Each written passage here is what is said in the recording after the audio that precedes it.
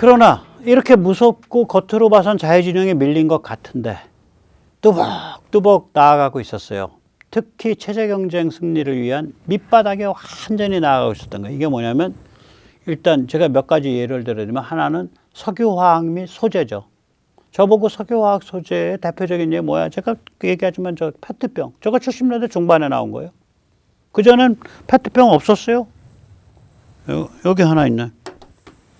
그전엔 이런 거 없었어요. 70년대 초에는. 제가 이게 70년대 중후반에 나온 거예요. 76년인가요? 예.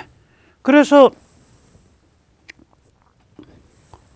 이제 말하자면은 이런 거에 계속 발전이 되고, 그 다음에 소통 및 정보기술에서 이제 우리 지금 쓰는 광통신의 할아버지 뻘 되는 통신 방식이에요. 소넷이라고 있습니다, 저게.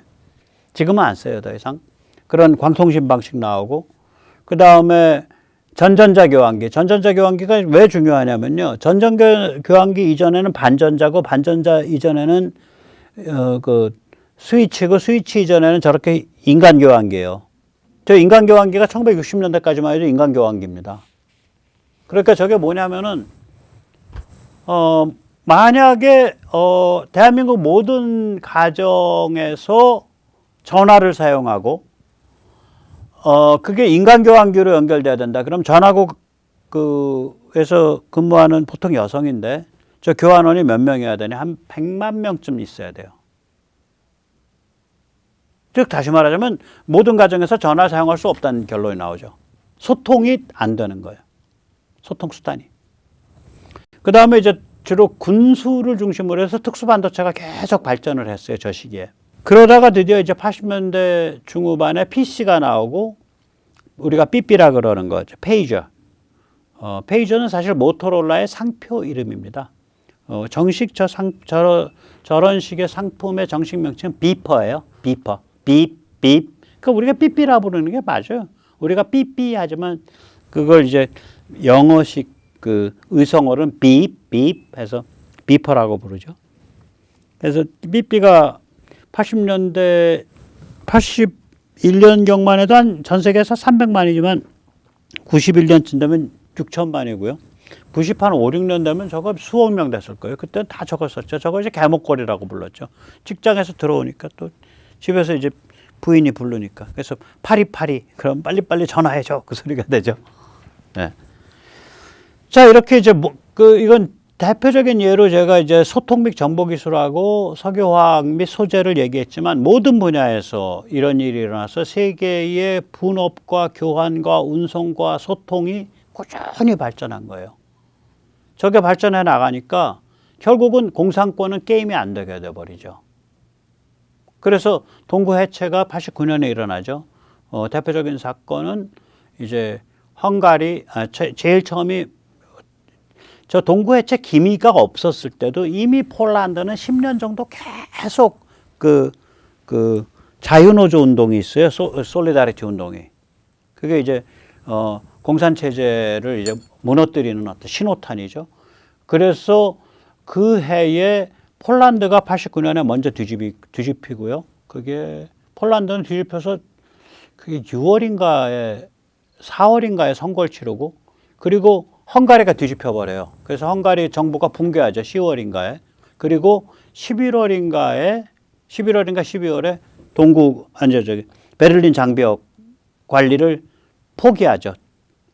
그 동독이. 그래서 얼마든지 왔다 갔다 해라.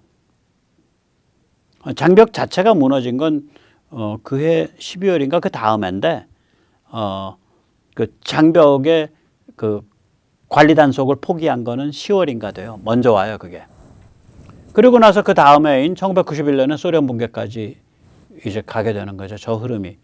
그러니까 우리가 다 진 줄 알았는데 이겼네. 시장이 민주주의를 만들어내네. 시장이 민주주의를 보장하네. 라는 그릇된 관념이 생긴 거예요. 아닙니다. 시장은 해체를 보장합니다.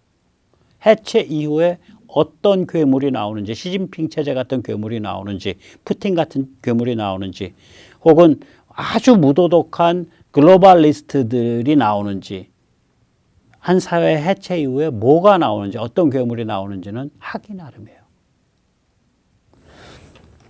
시장은 민주주의를 보장하는 게 아니라 해체를 보장합니다. 자, 그럼 다시 돌아와서, 자, 우리가 이제 쭉 우리는 어떻게 바뀌어왔나를 알 수 있는데, 중국은 그럼 왜 모델을 못 바꿨냐? 출발점의 차이가 커요. 우리가 동학인데요. 동학이라는 게 서학에 반대된다는 의미에서 동학이잖아요. 그러니까 동경대전에 보면, 사람들이 천주교를 많이 따르는데, 누가 밖에서 남이 와서 뭔가 좋은 거를 뭔가를 가르쳐 준다는 게 꼭 좋은 뜻만 있는 게 아니다. 그러니까 그거를 그냥 절대적으로 믿고 따르면 안 된다. 그래서 우리 동학을 해야 된다. 뭐 이런 뜻의 말이 있어요. 그 최제5의 동경대전에 보면. 그럼 우리가 번뜩 생각하기에 동학 봉기했을 때 그럼 죽창 들고 그냥 다 천주쟁이들은 다 끌어내서 죽였겠네. 천만에요. 관계가 굉장히 좋았습니다.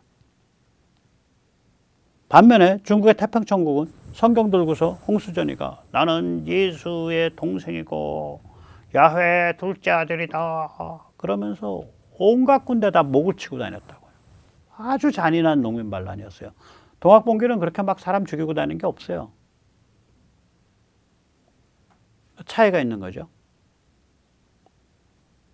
심지어는 1901년인가 그 의화단의 난 때도 그냥 교회 다닌다고 서민층 잡아 죽인 게 수만 명이고 선교사들이랑 선교사 어린애, 선교사 부인까지 다 때려 죽이고 강간해 죽이고 돌멩이에 애들 머리를 돌멩이에 바위에다가 집어 던져서 깨뜨려 죽인 게 수만 명이에요. 다른 거예요. 우리가 3.1운동을 보면 3.1운동은 제가 가끔 말씀드리지만 일단 세계시장 체제, 세계시장 경제 체제, 무역 체제 반기죠. 이거 좋은 거다. 현대 문명, 이거 새로운 문물, 이거 좋은 거다. 그런데 뭐를 얘기하죠? 그런데 우리가 자유민주 공화국으로 대한민국 조선이 독립하는 것이 너희 일본이나 너희 중국한테도 좋은 거야. 라는 공영 공존의 논리가 있다고 여기. 오사운동은 그 뒤에 중국 공산당 진독술 리타치오랑 연결되는 건데 저희 공산혁명으로 바로 나가기 위한 첫걸음이었고 그리고 우리는 이미 1904년에 독립정신 즉 다시 말하자면 개인의 자유와 존엄을 위한 자유공화국이 아니라면 독립할 필요가 없다. 독립이란 자유와 개인을 위한 거다. 라는 이미 선언이 된단 말이에요. 1904년에. 그 책은 많이 퍼지는 않았지만 그 책이 퍼진 건 1910년대 이후에요. 1920년대예요. 3.1 후에. 그 다음에 우남과 모택동을 한번 이렇게 비교하면 우남은 누가 되지만 비교가 안 되죠. 완전히 다르죠. 그냥 천사와 악마죠. 모택동이가 연안에서 잠자는 동지들 관상 보고 밤에 모택동이 도른놈이니까 밤에 잠도 안 자요. 다니면서 쟤는 관상이 지금 꿈에서 나를 증오하고 있어. 쟤는 안 되는 놈이야. 다음날 엉뚱한 데 뒤집어 씌워서 총살해버려요. 모택동이 그 짓을 하고 있었을 때 1940년 우남은 뭐를 했냐. 미국 베스트셀러가 된 책을 썼잖아요. Japan Inside Out. 거의 세계에서 최초의 전체주의 국민심리 분석서, 일본 케이스를 썼죠. 그러니까 격이 다른 거예요, 격이. 박정희와 등소평, 격이 다른 거죠. 박 대통령은 자기의 정치적 자살을 2번이나 각오하고 연달아 일을 저질러서 비극적 죽음을 갔지만 등소평은 나중에 보지만 총독이 자오지양을 위해서 나서질 않아. 자오지양을 밟은 게 등소평인데 군이랑 타협해서. 그런데다가 쟤들은 원래부터 공화국이 아니고 군당의 지배 착취 체제죠. 인민해방군이라는 폭도 부대와 폭도 군대와 그걸 뒷배로 삼고 있는 당이 결합해 있는 군당이 일반 주민을 지배하고 착취하는 체제죠. 제대로 된 공화국 체제가 아니라. 자, 이런 상태에서 이제 1989년 동구에서 쫙 그런 일이 벌어지고, 그 다음에 이제 그렇게 가니까 1989년도에 그 흐름을 타고 그 무렵이 이제 그 폴란드에서 선거 치러진 무렵이에요. 아직 헝가리는 일어나지 않았고. 그러니까 천안문이 너무 빨리 터진 거야. 사실은. 그러니까 천안문의 비극이 벌어지죠. 그래서 저희들이 1만 명 정도를 학살을 하죠. 그때 아무튼 그 다당제를 가야 되고 자유민주의 방향으로 가야 된다라고 누가 주장을 했냐? 의외로 중국 공산당의 당시 총석이 자오지양이 주장을 했습니다. 자오지양은 1987년 1월부터 그 학살 직후인 1989년 학살 그 무렵인 1989년 6월까지 총서기를 맡았는데 이거를 누가 주저앉혔냐? 등소평이 주저앉힌 거예요.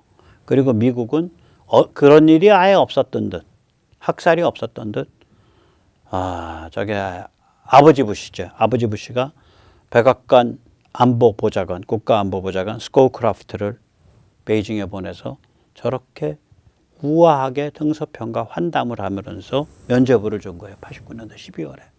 저 때 자오지양은 목숨이 왔다 갔다 하는 상태에서 연금돼 있는 거예요. 저 발치에는 자오지양 얼굴이 있는 거예요. 자오지양은 죽을 때까지 가택연금 당에다가 죽었죠. 그래서 한 17년 정도 가택연금 당했을 거예요. 돌이켜보면 등소평에 당을 썩혔죠. 야, 니들 말이야, 이제 공산당 무늬만 달고, 우리 다 관시 맺고 말이지. 이렇게 해서 백묘, 흑묘, 뭐 검은 고양이, 뭐 흰 고양이 따를 거 이렇게 해서 다 잘 살게 먹고 가는 과정에서, 따뜻하게 볕 따뜻하고 등짝 따뜻하고 볕 뜨는 곳은 다 우리가 해서 다 이렇게 돈 좀 벌고 그동안 고생했는데 출세 좀 해야지. 그러면서 또 인민도 잘 살게 해주면 되는 거 아니겠어?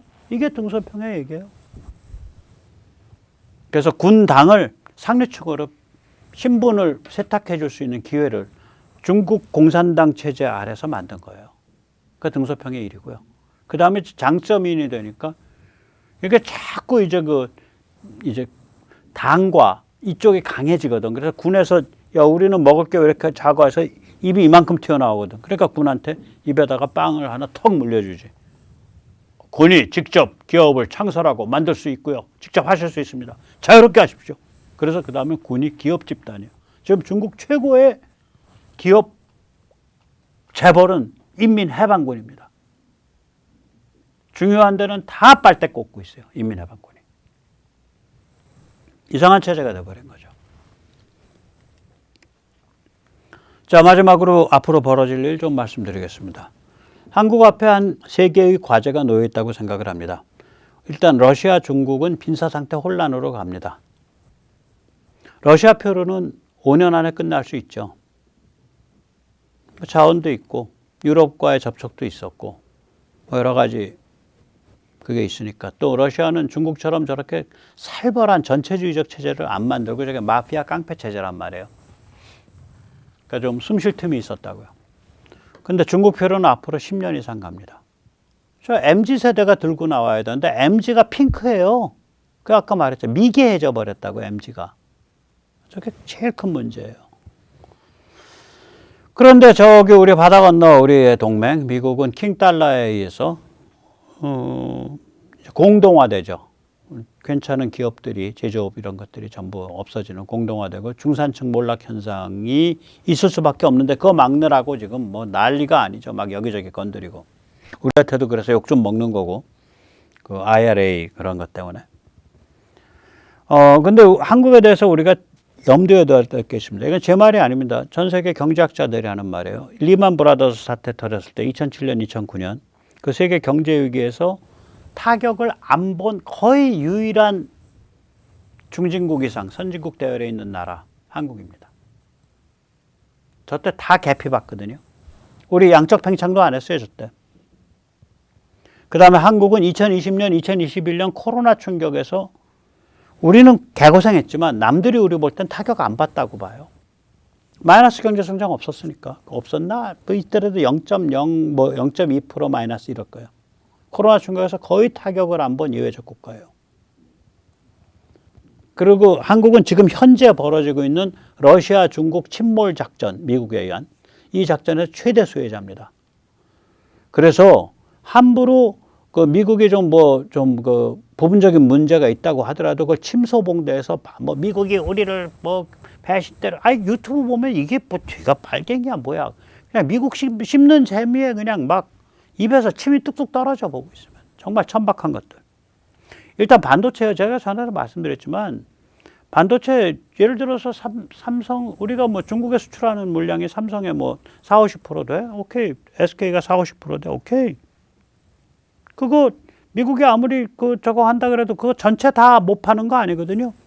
위에 있는 거 뭐 예를 들어 낸드 128층 이상만 못 판다. 뭐 이렇게 된단 말이에요. 그 다음에 그 메모리가 됐던 파운드리가 됐던 우리 SK나 삼성의 최대 적이 누구예요? 앞으로 등장하면 중국에서 등장해요. 그게 날개가 꺾였는데. 그러니까 황야가 아주 그냥 광야가 열린 거, 광야가 너른 들판이.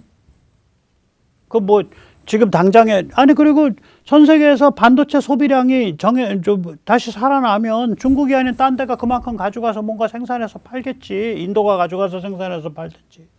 그 구조조정 과정이 고통스럽죠. 단기적으로.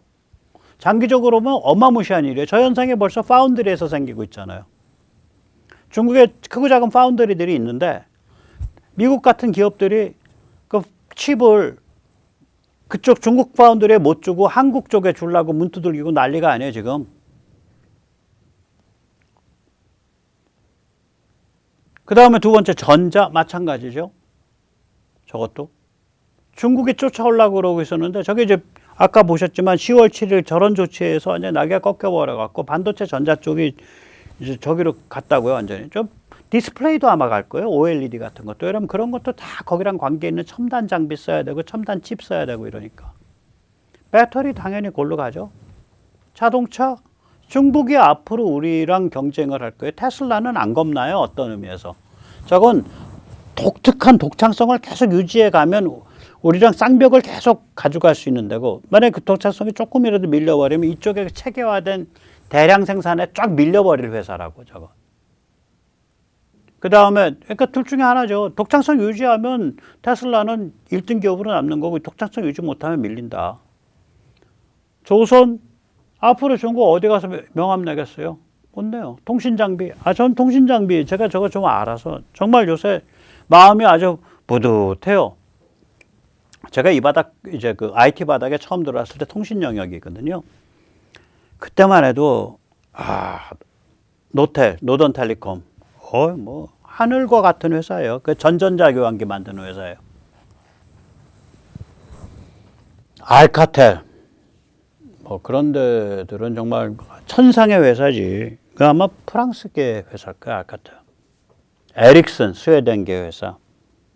그 다음에 ATM 교환기 만드는 회사. 이런 데들 뭐. 그리고 인터넷 그 바람 불었을 때 인터넷 통신 장비에서 지금 말하자면 지금 그 제조업으로서 지금 애플과 같이 그렇게 전 세계에서 뭐 한마디 하면 다 그 다음날 언론이 막 보도해주고 이런 최고의 하드웨어 회사 어디였냐. 인터넷 라우터 만드는 시스코입니다. 시스코. 미국 회사. 지금 시스코 이름이나 있어. 자, 이게 다 시스코는 이제 세월이 바뀐 후에 통신 장비 회사예요. 그 앞에 있는 것들 뭐 알카텔, 에릭슨, 노던텔리콤 이거 다 그 다음에 심지어는 AT&T의 벨랩. 벨랩이 나중에 분가해서 만든 회사가 루스트 테크놀로지죠. 루스트 테크놀로지 이런 데들은 정말 그림자도 못 밟은 신성한 존재들, 천상의 존재들이었어. 여긴 지금 다 없어졌어요. 거의 힘도 못 써. 그리고 그러한 세계 최첨단의 천상의 존재가 된 게 어디야? 삼성전자예요. 5G 통신 장비 세계 1위. 삼성전자가 왜 저거 무시무시한 겁니다. 저거는요 무시무시한 거예요. 저거 군수산업만큼이나 뭐라 그럴까 고객 회사의 핵심 뇌수를 공급해 주는데 신경망을.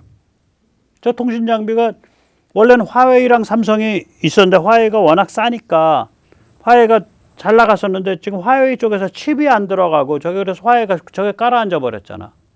저게 지금 삼성 동무대예요, 통신 장비가. 전 세계 5G 장비가 삼성 동무대라니까. 그래서 저 미국의 러시아 중국 침몰 작전의 최대 수혜자가 한국이에요. 원전 뭐 폴란드 원전에 미국이 우리한테 줄 세우기 위해서 우리 팔 비틀어서 자기들이 저기 1위 하고 저거 하고 저기 그 주계약자하고 우리는 그 밑에서 하청시키려고 합니다. 아, 너무 열받지 마세요. 폴란드 실제로 그렇게 한다고 해도 그냥 내버려도 다른 데는 또 안 그래. 체코는 또 안 그렇고.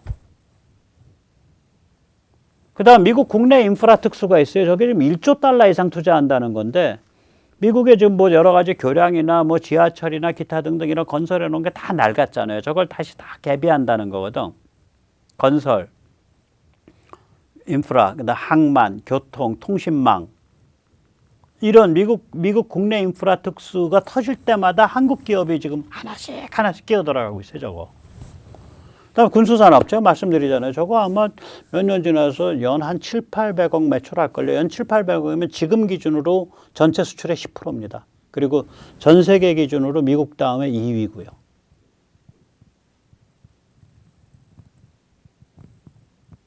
그래서 지금 한국에 큰 운이 와 있어요. 지금 마지막 시련인데 잘 지켜나가면 되고요. 이런 상태에서 한국의 세대 3개 과제는 인담고라고 생각합니다. 하나는 인구. 어떻게 인구 절벽을 극복할 거냐. 전교조식 교육 이런 것들이랑 관계가 있을 거예요. 이게 삶에 대해서 네거티브해지니까 내가 왜 애 낳아야 되냐. 세상 애 낳기 힘들다. 그러니까 삶에 대해서 믿음을 가지고 포지티브해져야 되거든. 그 다음에 두 번째가 이제 담론. 이게 지식인이나 유튜버나 언론이나 이게 담론 수준이 높아져야 되는데, 진짜 돌아버리겠어요. 그 다음에 세 번째가 이제 북한 자유화 때 우리가 고비가 오겠죠. 중국이랑 이제 딱 어깨 싸우면서 안 밀려야 되니까. 이런 한 세 가지가 한국이 3개 과제가 이제 올 겁니다. 해야 됩니다. 오늘 여기까지 모시면서요. 이제 이것이 이제 그 유신 50주년을 맞이해서 우리가 이제 박정희 대통령의 권위주의적인 그런 그 정부 주도 집중 투자 모델을 전 세계에서 최초로 만든 사람인데 리드를 한 사람이죠. 사람들은 다른 나라는 등서평이도 그렇고 푸틴도 그렇고 그것만 눈에 보인 거라. 실제로 그것이 무엇에서 완성되냐면 완전히 180도 다른 민간 시장 주도 모델로 옮겨 타는 그 위대한 기적과 같은 변화가 있었던 거예요. 그 변화에 의해서 앞에 게 해결이 된다고요. 이게 1인당 GDP 한 4,000달러, 5,000달러까지는 그 똘똘한 정부가 딱 이끌고 가면 빨리 가. 그런데 그 다음부터는 이 모델로 가게 되면 자원과 투자와 노동력이 아까 중국에서 보듯이 개판으로 그냥 분산돼 버리는 거예요. 그래도 이게 만약에 형식적 민주주의라도 있으면 이게 개판으로 분산되다가 이게 다시 이렇게 해서 어떻게든 뭐 좀 사회가 문제는 많고 뭐 부패도 있고 어쩌고저쩌고 하더라도 대충 괴물은 안 되고 그대로 또 가는데 이게 그것도 아니면은 이제 완전히 괴물이 나와버리죠. 그래서 오늘 제일 중요한 말씀, 시장은, 자본주의는 해체입니다. 일단 해체해버려요. 다. 해체한 후에 시장과 자본주의가 민주주의를 보장하는 거 아닙니다. 착각입니다. 그 착각이었어요. 그게. 해체한 후에 어떤 괴물이 나오냐. 그건 우리 하기 나름입니다. 그걸 한국 같으면 그 제대로 하려면 세 개의 과제를 해결해야 됩니다. 인구, 담론, 북한 자유화 고비. 네, 인담고. 오늘 여기까지 모시겠습니다. 감사합니다.